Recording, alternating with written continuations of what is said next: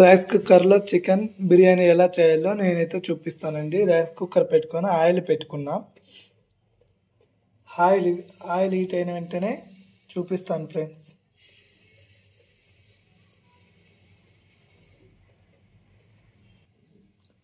చెక్క, లవంగము, మసాలా దినుసులు, ఆనియన్స్ వేసానండి.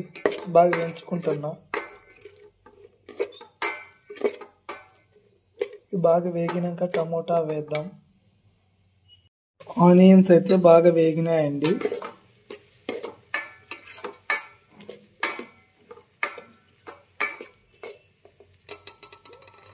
ఇప్పుడు టమోటాస్ వేసుకుందాం. 4 చీలికలు, 2 మిరపకాయలు వేసుకుందామండి పచ్చవి.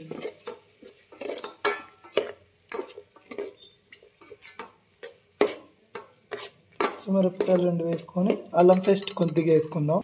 అల్లం పేస్ట్ కూడా కొద్దిగా వేసుకున్నానండి.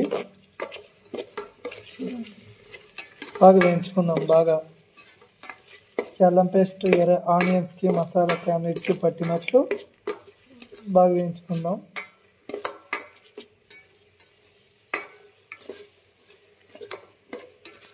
వేగినాక చూద్దాము.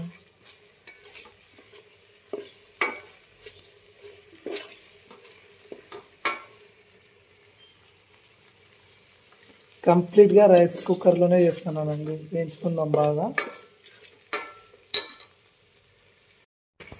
టమోటోస్ కూడా వేసుకున్నానండి. సన్నగా తరిగిపెట్టిన టమోటాలు చూడండి.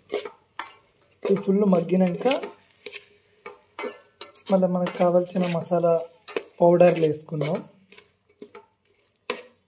ఇవి ఫుల్ మగ్గాలండి. మగ్గినాక మళ్ళీ మనకు కావాల్సిన మసాలా పౌడర్లు వేసుకుందాం. టమోటాలు అయితే మగ్గిపోయి ఉంటాయండి. మీకు కావాల్సిన పదార్థాలు సాల్ట్, కారం అవి వేసుకుందాం. వేసుకొని వీడియో తీస్తానండి. సాల్ట్ అండి, సాల్ట్ వేసుకుంటున్నాం. అంటే రైస్ వేసినప్పుడు కన్నా కొద్దిగా వేసుకుంటా కాబట్టి కొద్దిగా వేసుకున్నా.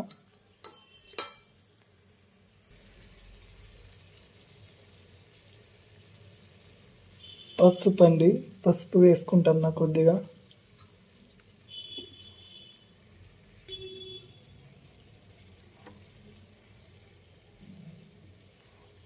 కారం అండి, 1 స్పూన్ వేసుకున్నానండి. 1.5 స్పూన్, కొద్దిగా వేసుకున్నానండి కారం పొడి.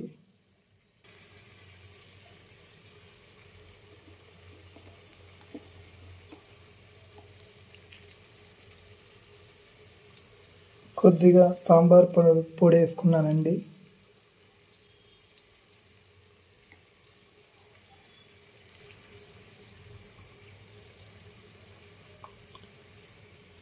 కొద్దిగా ధనియాల పౌడర్ వేసుకున్నానండి.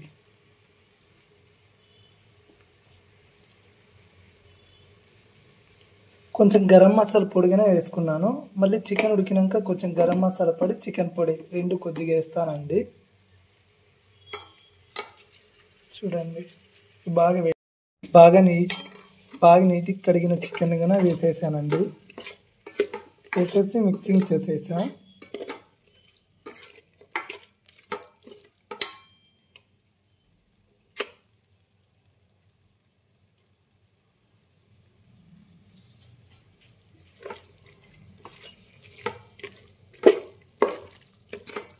చికెన్ బాగా గ్రేవీ లాగా అయిపోయిన తర్వాత రైస్ వేసి మూత పెట్టేయడమండి. సాల్ట్ వేసుకొని చికెన్ వేగిన తర్వాత కొద్దిగా చికెన్ మసాలా పొడి, గరం మసాలా వేసాను. మళ్ళీ కొద్దిగా వేసి చికెన్ బాగా ఉడికినాక చూద్దామండి. కొద్దిగా చికెన్ మసాలా పొడి వేసుకుందామండి. చికెన్ బాగా ఉడికింది.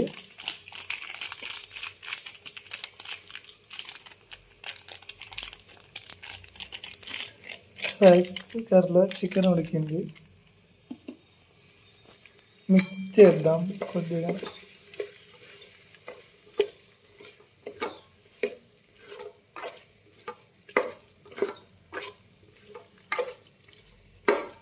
చికెన్ బాగా ఉడికింది. చికెన్ మసాలా, గరం మసాలా వేసిన. ఇప్పుడు రైస్ వేసుకుందామండి. రైస్ కూడా వేసేసుకున్నా. రైస్ అయితే మసాలాలో కొద్దిగా వేగానే అండి. రైస్ అయితే కొద్దిగానే తీసుకున్నా, చికెన్ గానే కొద్దిగా తీసుకున్నా. నేను సింగిల్ అండి, అందుకని డిన్నర్కి ఇలా చికెన్ బిర్యానీ చేసుకుంటాను. అది సింపుల్గా కొద్ది క్వాంటిటీనే అండి. ఐఎమ్ ఓన్లీ సింగిల్, నేను ఒక్కనే ఉంటా బెంగళూరులో, అందుకనే కొద్దిగా చేసుకున్నా. దండికి చేసుకునే వాళ్ళు కుక్కర్లో మాత్రం రైస్ కుక్కర్లో చేయకండి, చాలా కష్టం. ఎందుకంటే రైస్ కుక్కర్ కొద్దిగా ప్రాసెస్ చేస్తే రైస్ కుక్కర్లో సింపుల్ అవుతుంది.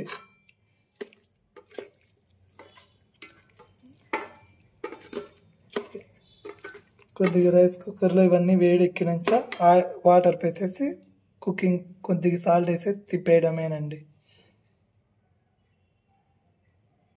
రైస్ ఎన్ని తీసుకున్నా, హాఫ్ కప్ తీసుకున్నాను. హాఫ్ కప్కి 1 కప్పు వాటర్ వేసి 1.5 కప్పు వాటర్ వేసేసి రైస్ కుక్కర్లో ఇలా మిక్స్ చేసి పెట్టేశానండి. చూడండి రైసు విత్ చికెన్ ఆల్రెడీ ఉడికిపోయింది 70%. ఇంకా రైస్లో 25% మెత్తగా అయిపోతుంది ఫ్రెండ్స్. రైస్ అయిపోయాక బిర్యానీ ఎలా ఉందో చూపిస్తాను. కొత్తిమీర వేసేస్తానండి, కొత్తిమీర పుదీనా వేసేసి ఓన్లీ ఇంకా ఉడికిన వెంటనే ఉడికింది అన్నాక వేస్తానండి కొత్తిమీర పుదీనా, ఫ్లేవర్ కోసం అంతే. అది రైస్ ఉడికిపోయాక చూద్దామండి మన రైస్ కుక్కర్ బిర్యానీ ఎలా ఉందో. ఇదేం దమ్ బిర్యానీ కాదండి, సింపుల్ బిర్యానీ. మన కుక్కర్లో ఎట్లా చేసుకుంటారో అట్లా రైస్ కుక్కర్లో చేసిన. చూద్దామండి రైస్ కుక్కర్ అయిపోయాక ఎలా ఉంటుందో. అయితే ఉడుకుతుందండి, రైస్ అయితే బాగా ఉడుకుతుందండి. కొద్దిగా కలబెడదాం.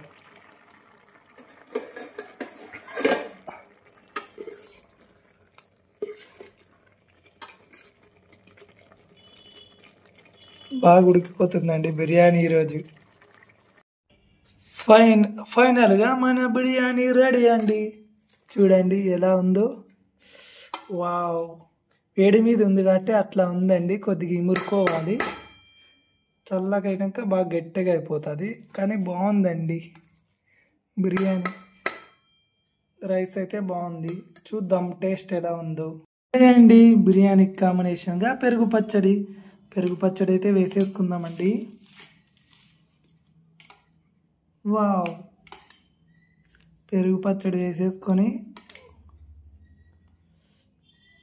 కలిపి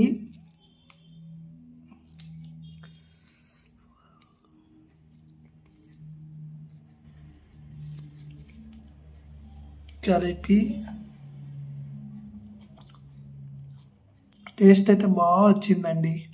ముక్క కూడా బాగా మెత్తగా ఉడికిపోయినాయి.